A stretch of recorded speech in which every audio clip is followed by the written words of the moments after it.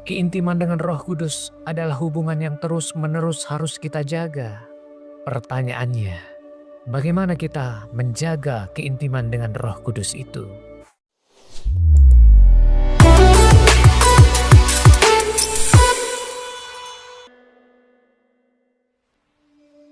Shalom saudaraku yang dikasihi Tuhan Yesus Kristus. Puji Tuhan, kita berjumpa kembali dalam renungan firman Tuhan hari ini.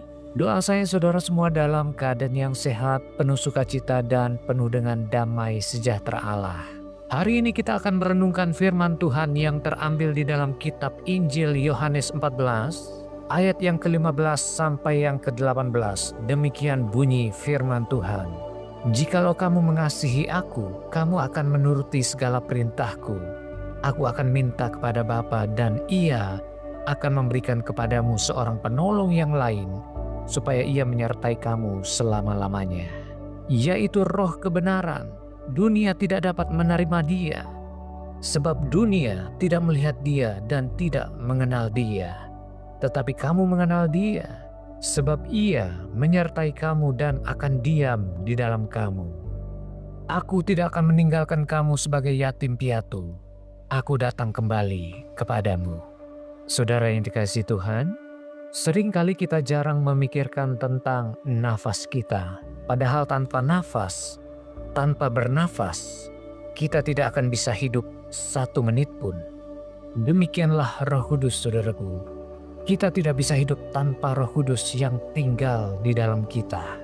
Sebagaimana nafas begitu penting bagi kehidupan jasmani kita, maka Roh Kudus jauh lebih penting bagi kehidupan rohani kita, saudaraku. Nafas membuat tubuh ini hidup, tetapi Roh Kudus membuat roh kita menjadi hidup. Dan inilah yang dijanjikan oleh Tuhan Yesus sebelum Ia naik ke sorga.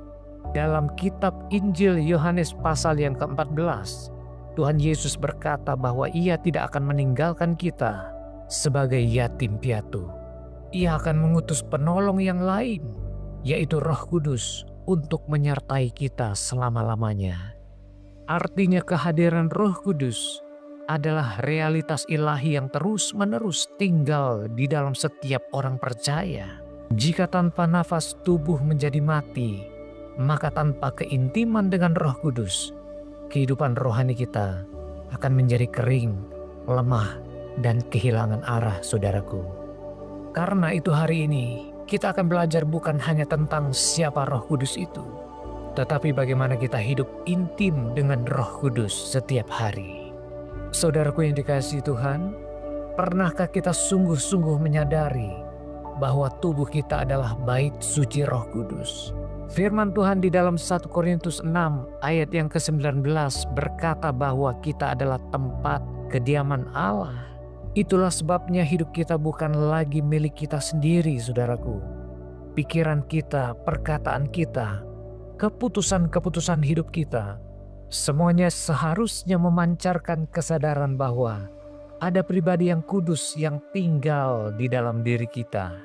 Keintiman dengan Roh Kudus harus kita mulai dengan kesadaran, saudaraku. Kesadaran bahwa Dia ada, bahwa Roh Kudus berbicara dan Dia peduli dengan hidup kita. Dia peduli akan keadaan hidup kita, saudaraku. Namun seringkali kita berkata, "Tuhan, di manakah Engkau?" Padahal Roh Kudus berbisik dengan lembut di dalam hati kita setiap hari. Dia berbicara kepada kita. Ketika kita membaca Alkitab, Roh Kudus itu menerangi ayat demi ayat yang kita baca, sehingga bukan hanya menjadi huruf, tetapi menjadi pesan firman Tuhan yang akan menuntun kehidupan kita menjadi berkenan di hadapan Bapa. Itulah sebabnya di kitab Injil Yohanes 16 ayat yang ke-13, Tuhan Yesus berkata bahwa Roh kebenaran akan menuntun kita, memimpin kita kepada seluruh kebenaran. Dan Roh Kudus juga menginsafkan kita ketika kita mulai menyimpang dari kehidupan yang benar di hadapan Tuhan. Maka pernahkah saudara merasakan bahwa ada suara lembut yang menegur ketika saudara hendak marah, ketika saudara hendak berkata kasar, ketika hati kita mulai dipenuhi iri hati dan kepahitan? Itulah Roh Kudus yang mengasihi saudara semua. Roh Kudus akan menginsafkan kita dari dosa-dosa kita. Ia datang untuk memulihkan hidup kita, saudaraku. Ketika kita jatuh di dalam dosa, Roh Kudus menegur kita. Ketika kita merespon dengan pertobatan, Dia akan memperbaharui hati kita.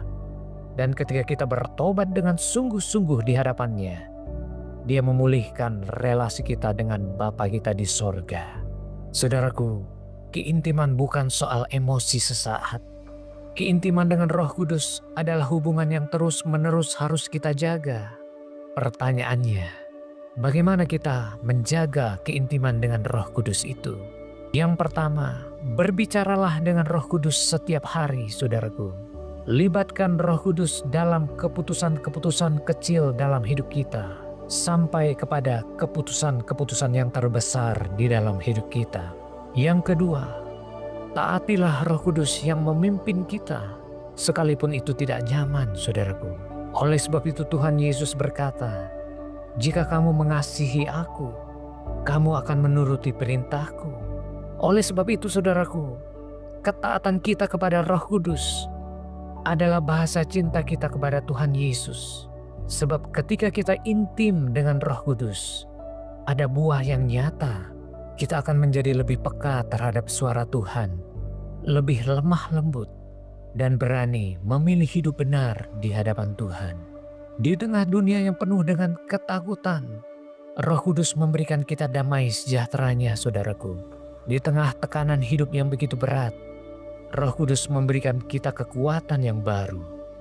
Di tengah kebingungan, Roh Kudus memberikan kita hikmat agar kita bisa mengatasi segala masalah di dalam hidup kita. Mari hari ini kita membuat satu komitmen baru, saudaraku. Jangan keraskan hati ketika Roh Kudus menegur kita. Jangan abaikan nasihat-Nya, saudaraku.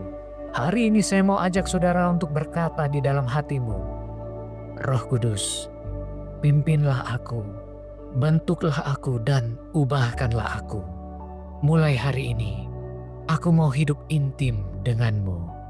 Saudaraku yang dikasihi Tuhan, pernahkah saudara menyadari bahwa kualitas iman kita sangat ditentukan oleh seberapa dekat kita berjalan dengan Roh Kudus? Bagaimana kita taat kepada pimpinan Roh Kudus setiap hari? Maka hari ini saya berdoa buat saudara, kiranya Roh Kudus memenuhi hati saudara saat ini, menenangkan hati saudara yang gelisah, menguatkan hati saudara yang lemah, dan memperbaharui dan memulihkan hati saudara yang terluka. Mari kita datang kepada Tuhan, saudara. Kita berdoa.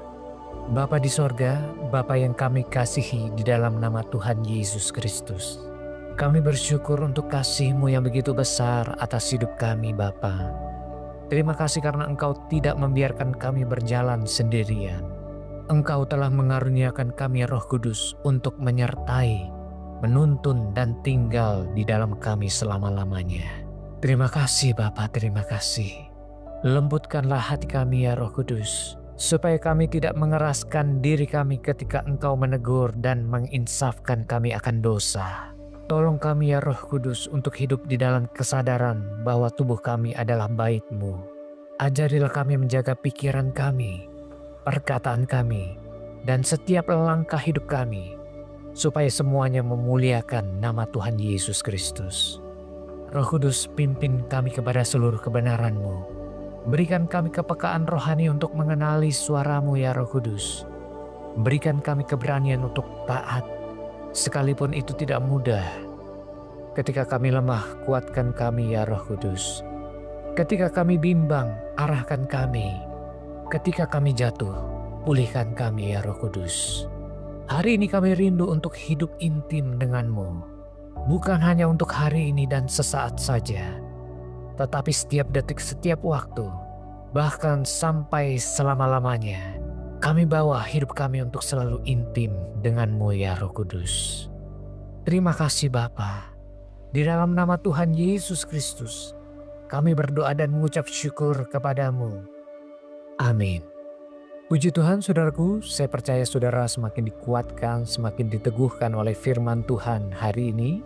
Tetaplah intim dengan Roh Kudus, saudaraku. Sampai jumpa di pertemuan berikutnya.